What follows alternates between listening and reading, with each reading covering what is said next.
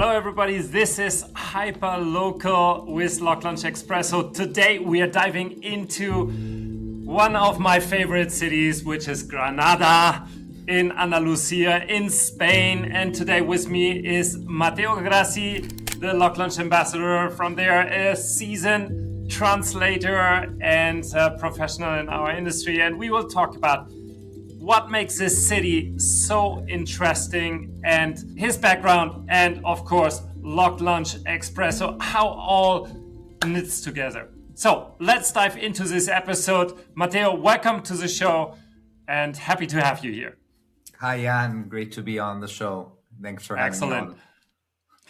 Matteo, Granada is not only Alhambra, not only tapas bars. Give us your take on Granada. Well, yeah, Granada is definitely not only tapas bars, but Granada is also not Madrid or Barcelona. So here, the companies that actually localize are few, but there's a lot of other very interesting companies that came to Granada, and there's a whole hub of different, let's say, systems and different companies that are all flocking to Granada because it's a very exciting time actually for the city.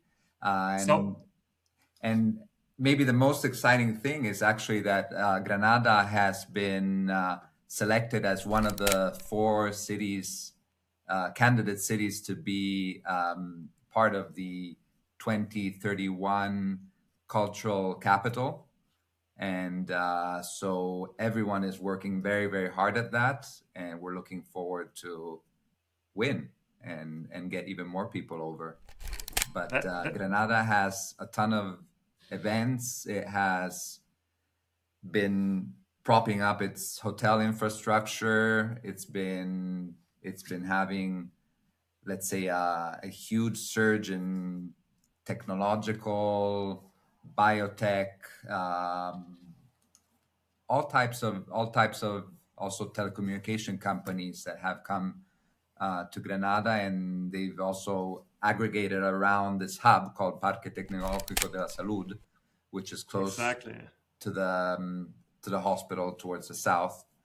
And so this is just to give our audience a small idea. This is like a massive complex of biotech, of health institutions gathering around just next door to Granada, to the Alhambra.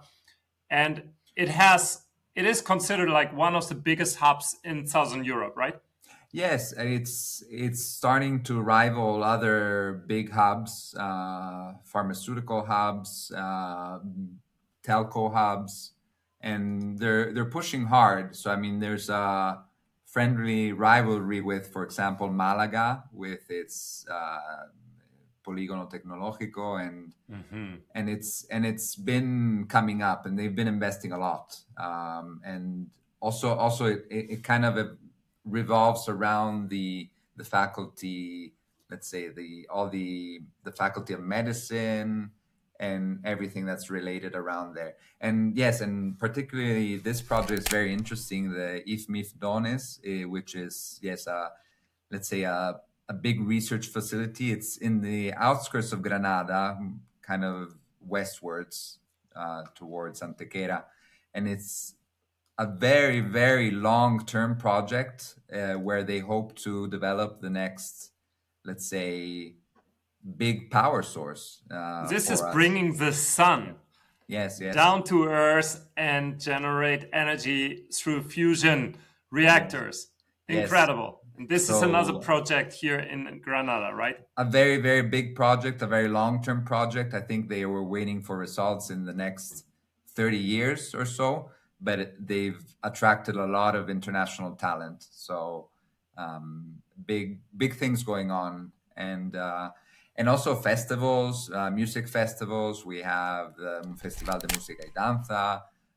They're building 5-star hotels everywhere. So they're trying to, let's say, up the level in Granada, because it's always been a little kind of satellite compared to maybe Seville, Cordoba, and Malaga. So also that's what I think the localization industry should be doing. It should definitely be considering a little bit more Granada here. Also because we have one of the oldest universities in Spain Right. and a big translation faculty. And and when we talk about marketing, because this show is about marketing and hyper local, you sent me this one. Yes, this What is was this? Why is this campaign so important? this was what I thought was pure genius, and basically IKEA landed in Granada about 5 years ago with a very small uh, shop in the Nevada in the shopping center, and they've expanded in the past 3 years. They've made it larger, and so they've had a big marketing campaign, and they had this great idea of combining what every Granadino knows, that the best thing of Granada, other than the Alhambra and the tapas, is the fact that we have the mountains 30 minutes away and the sea 30 minutes away, This is Sierra the beaches, Nevada, right? Sierra Nevada, and Mm. uh, and now IKEA, the third the third contender for our time, comes, and And it's a they great. genuinely brought this all together with this emblematic blue bag of IKEA everybody knows, but without like forcing IKEA Swedish identity Yes, on something like Granada, right? right, because usually IKEA is very pushes for, let's say, this Nordic Swedish take on things, and here there's almost no reference. I mean, it's a purely Mediterranean thing. I wouldn't even be able to tell that this is a Swedish company trying to sell me for Absolutely. it's not even selling me furniture here. Exactly. So It's about ski. It's what it says is beaches, mountains, and now IKEA. Y casi na. a casino. What Yes, how would you translate casina? yeah, and it adds this idiomatic phrase at the end, which is pure Andalus. Casina means right nearby. It's right here. Casina, you get to it immediately Right because I around the mean corner, everything is right? close by. So it's a great local ad and very well done. Yeah. And then you brought me another ad, which is this one from Renault. It's a French car manufacturer. Yes. They entered with this campaign in Granada. Tell me about it. So, well, here we need a little bit more context. So, What do we see Renault, exactly? Re, Renault, the Renault dealership, because it wasn't directly let's say the OEM, the Renault manufacturer that decided this campaign. It was a Renault dealer in Granada that, let's say, decided to do a marketing campaign to promote the opening of this new dealership.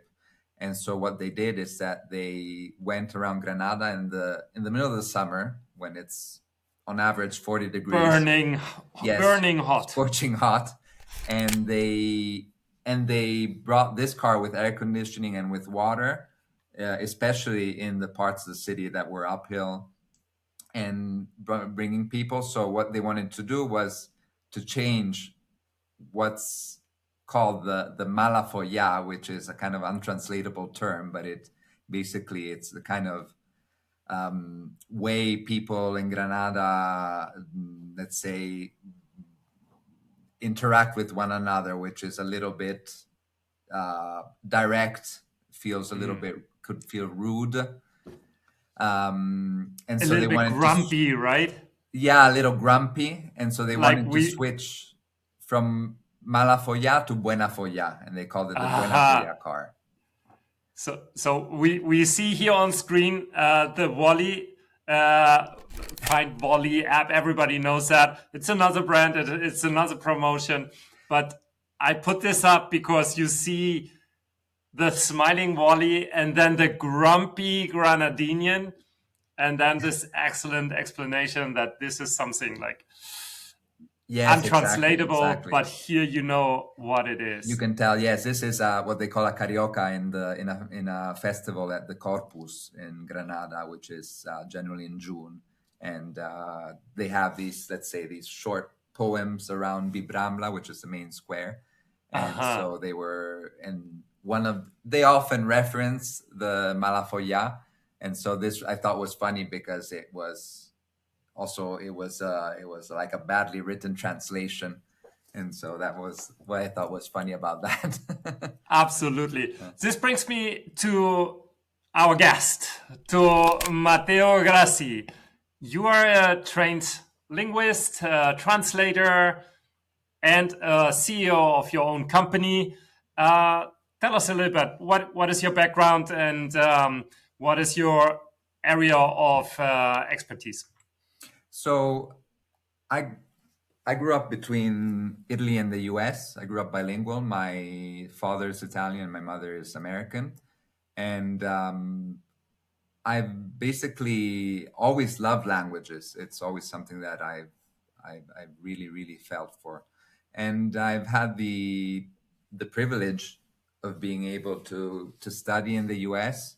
and study in Germany in Reutlingen, which you know about, and Absolutely. and then also work in Munich, and I've pivoted to the language industry in the past 9 years, about 9 years ago in 2017, after having worked for approximately 6 years in corporate settings. And I study international business, so I'm not, let's say, translator by training. And I've decided to get into this field because it was something that I always enjoyed, and it always attracted me because I always felt that it was absolutely a very good way to put my skills to use, and also I found this calling, let's say, after having worked in Germany, after having worked as a project manager in a small in an SME, in a smaller German company, and it really resonated with me. I really enjoyed editing texts. I really enjoyed translating, understanding the cultural, let's say, details that occur also in especially in business settings, which is kind of something that I was mostly used to. Excellent. And push comes to shove, I ended up working as a full-time translator, and it really is my vocation. And I translate into Italian and English, Okay. from Italian, English, Spanish, and German. And I mostly do technical translations, manuals, agricultural machinery, financial texts. I also do a lot of UX writing. I work also for major technological companies, Hmm. and I've worked for also SaaS companies, directly into their systems and these. And I've also done content creation, copy of these kinds, and I do enjoy all of them. I mean, I must say that there's no what I maybe enjoy least is our loved machine translation post editing. Yes. But I am not hesitant to pick it up if needed, because I work often with agencies, and agencies have pivoted to this kind of service. Matteo, what is your stance on AI and machine translation post editing, and what brings terminologists, a generalist in the field nowadays, to this area? Well, for me,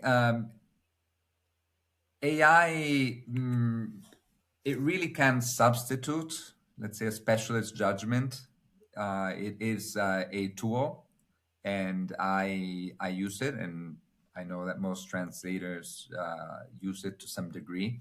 I mean, there are the Luddites that say, I absolutely won't touch it. Oftentimes, I've noticed that these are either academics or often literary translators Yeah. who often prefer not to use it. I use it, and I have a stance that I think that is the future, and that it has excellent qualities to it, and we definitely need to take advantage, learn about it, but also be aware of also the reputational risk that clients may have when using AI, and oftentimes they're not aware of. And Especially in technical translation, right? Because one single mistranslation can cause havoc, legal havoc, and consequences there for are all life. kinds. I mean,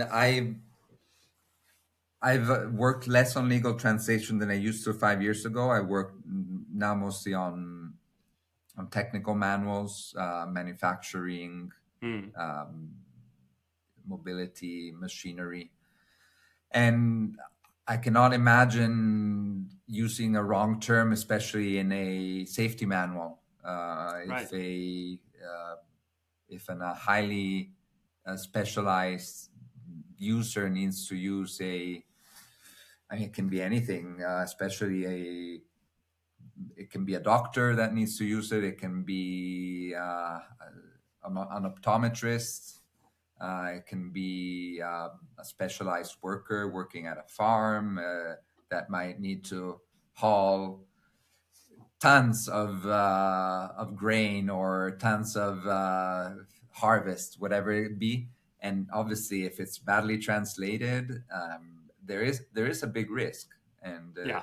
I mean, it's there. And I mean, we often focus also on the more of the law part, which is also maybe easier to understand, because let's say if you don't express a legal concept in the right way, they can catch you. I mean, Yeah. lawyers know, and there can be issues in there can be issues coming up later.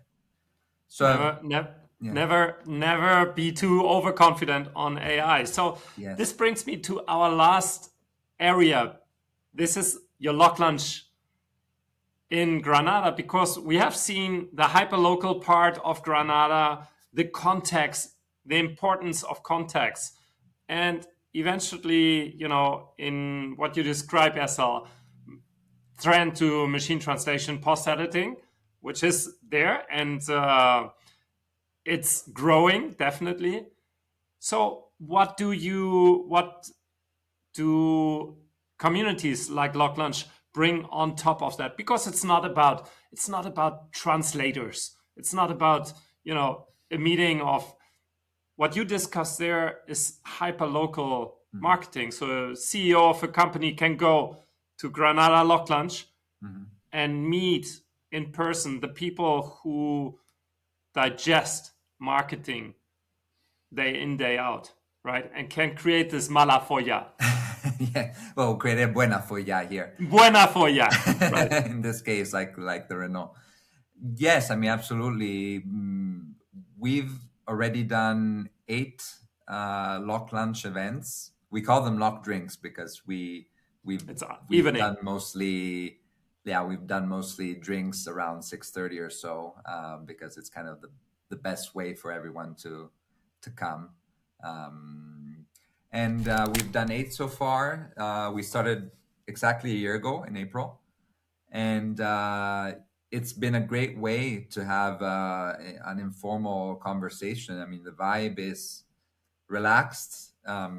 It's cheap because you don't have to pay for an event, a congress, whatever. You just come, and you also meet people that are in your same situation. And this is also something that I've noticed a lot of people really enjoy because, especially translators, we live a very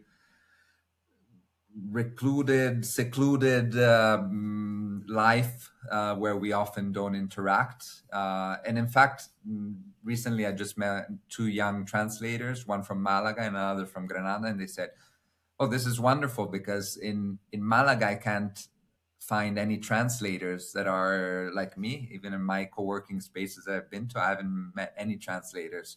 And another one in Granada told me, "I haven't met any, I don't know any translators in Granada," and there's Yeah. a lot.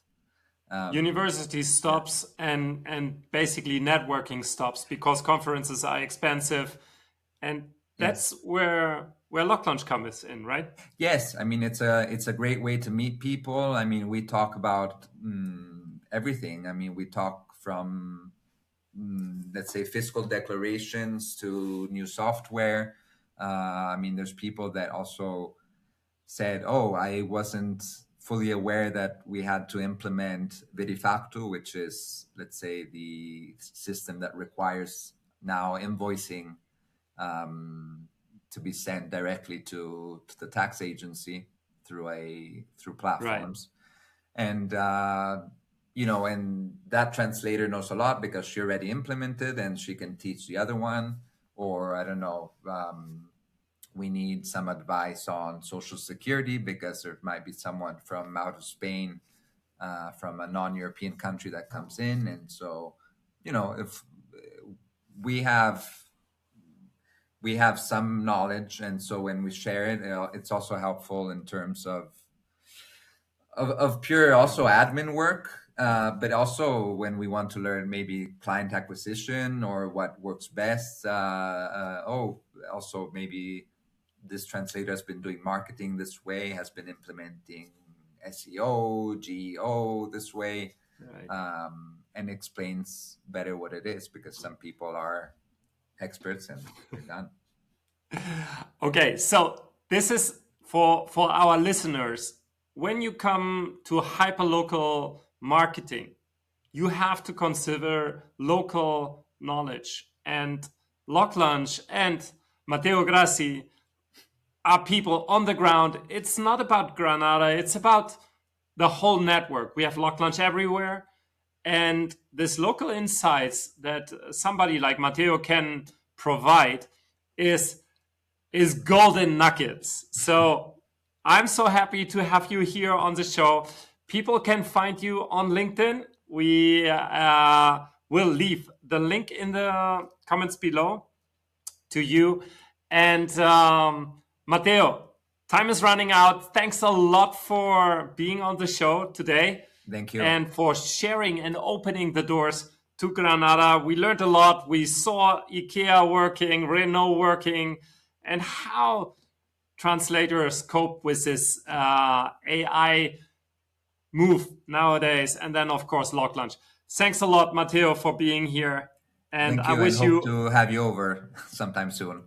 we will see us in Granada for sure. Thanks a lot. Thank you. Bye bye. Thank you.